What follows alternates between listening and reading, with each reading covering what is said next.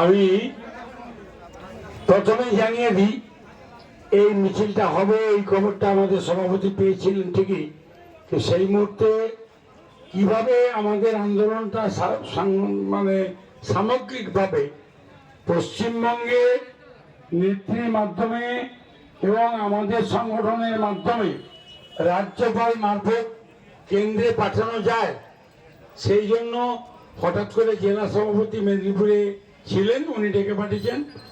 আধ ঘন্টা আগে উনি বেরিয়ে গেছেন, বললেন যে ওদের মিছিল ফিরে এলে অন্তত আপনি কথা বলুন, যদি তাড়াতাড়ি ফিরতে পারি ফিরবো। 45 মিনিট আগে বেরিয়ে গেছে। এখন এইমাত্র খবর দিল যে না, জেলা সভাপতি আলোচনা করছেন এবং ডিএমকে এই ঘটনার কথা বলছেন।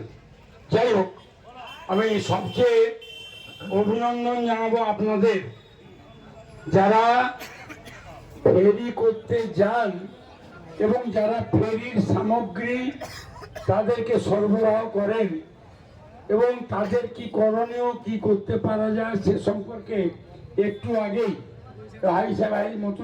মতিউর সাহেব যেটা বললেন, মতিউর রহমান সাহেব, আমি আপনাদের ধৈর্য এবং আপনাদের যে বর্বরতা